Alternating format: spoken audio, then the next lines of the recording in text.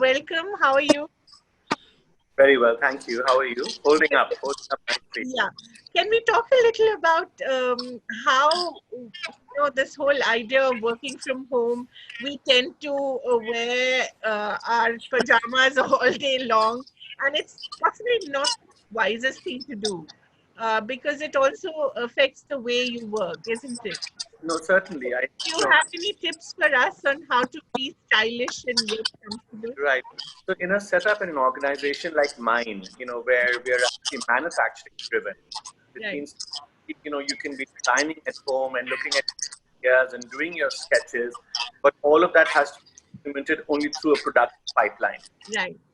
So to buy the fabric, so that requires manpower. Dye the fabric, that requires manpower. Cut, stitch, sew, embroider. Right.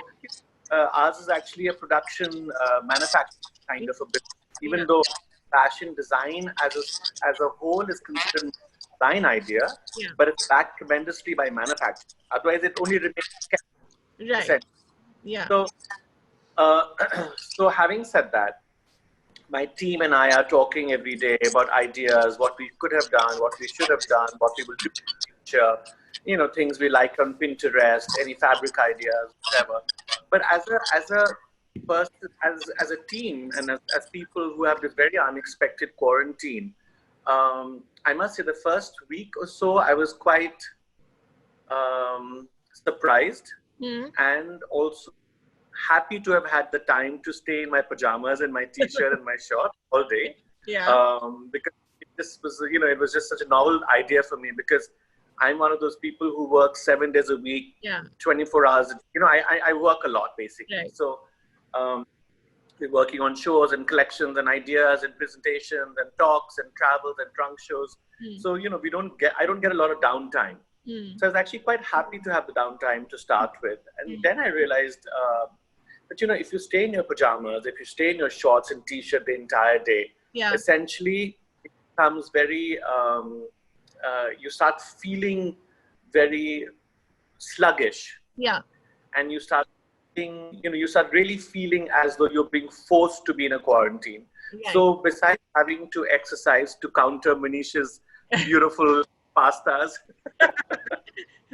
Yeah. besides 1.5 hours or so, I do a 10,000 step walk every evening. Okay. So how do you manage that within the confines of your? So, obviously, when you have to do your 10,000 steps, it's a form of exercise. So even though you might be wearing shorts and t-shirt, you sweat a lot. It's actually an exercise mode. Right. At the end of that, you have to then have a shower, shave, get ready, and wear a nice kurta pajama, wear a nice, trouser or a t-shirt. Yeah. Or you change. You come out of your sweaty clothes, your dirty clothes, your sleeping clothes, Yeah. and wear something. So, every evening I do this. I actually exercise and then I wear a nice, like I've just worn something, simple, nice kurta. Then I might have a snack, which hopefully Manish will send me. We all hope. and then you have a drink or have a nice dinner. So I think clothing, and Kaveri, you and I have talked about this at long extent, and I feel fashion is a very, very true reflection of the times that we live in. Yeah. It has been very well said and very well documented. So, whether it's pre-war time, whether it's the Depression, whether it's the joyful, the roaring 20s and 30s and 70s, the movies, fashion truly is a reflection of our times. So what we are going through right now, it really does reflect that you're being forced to be quarantined. It is not something that people are happy to do beyond a point. Right. So, of course, comfort is one thing, but like what Manish said earlier, and you said, mental health is probably more important than just being forced to be in quarantine. So, how do you keep yourself joyful? How do you keep yourself focused? How do you keep yourself feeling professional? How do you keep yourself feeling worthy? I think Yeah. These are important aspects of clothing and fashion, I think, at this time. So what are the simple tips you can give us, Suneet, on how Well, we can do that? Yeah, we're also on the onslaught of summer, Yes. Kaveri. Yeah. We're on the onslaught of summer. So it's important that, you dress comfortably, even if you're in your homes and you have fans and air conditioners and air coolers. You still want to be able to dress comfortably, and so it's not necessary that you have to wear your leather shoes all the time. You can wear a pair of jeans and a nice t-shirt, but you can be in your chappals. Yeah. So that much you can allow yourself. But I wouldn't say that, be happy to be in your dirty shorts and t-shirts the whole day. Yeah. I would not recommend that. I would say comfort is really important. I would say keeping the summer temperature is important. I would say even, you can use more friendly fabrics. You can have more cotton things without polyester. You can actually have fabrics that breathe better.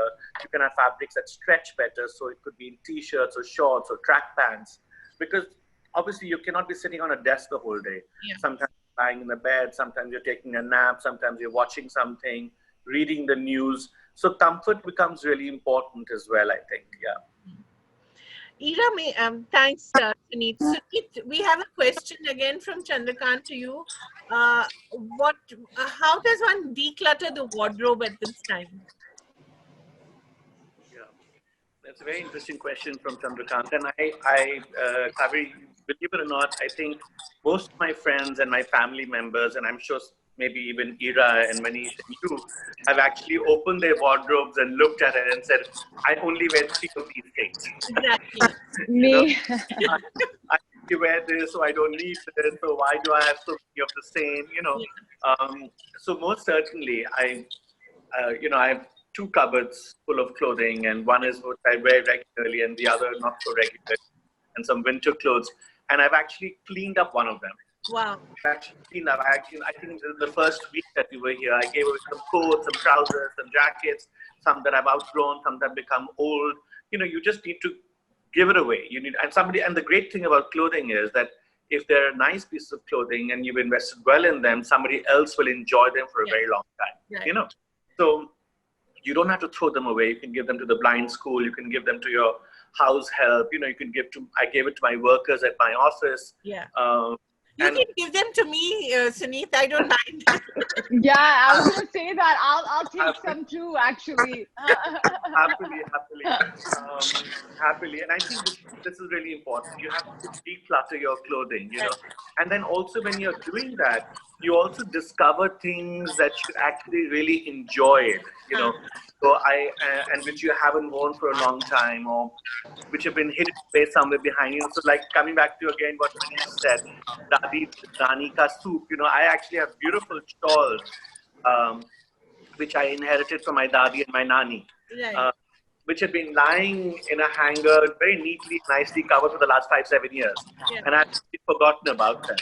So brought them out after dry clean as soon as it's over, and begin to use them again and wear them. So I think wardrobe decluttering is a really important the Marie Kondo technique. And it declutters your life. You start from there. Yeah. How you stay sane and healthy, and how you... I'm actually, believe it or not, keeping quite sane. I have a partner who I live with who's completely insane. So, so one of us has to stay sane. And of course, my mother lives down the road from me, and I have a huge responsibility. So Are you able to meet her? No, I have not been able to meet her, even though she lives 10 houses down from me. But interestingly enough, I would see her maybe every other day, usually. But now I talk to her 3 or 4 times a day on the phone, and about 3 or 4 times on video call. So interestingly enough, we have far more interaction right now. Right. And I think, to keep her sanity, I do a lot of Zoom chat with my brother and sister, watch a lot of television. I must admit, and I don't know if it's a good thing or a bad thing, but I've stopped reading too much news. Right. That's a great thing. Yeah. That's a very good thing. About a week, thank you. About a week ago, I decided that I wasn't going to read too much news, because it just seems like a number thing, 30,000 dead and 40,000 dead here. It's become a statistic. It doesn't really talk about life in a more human manner. It's become more like a statistic game.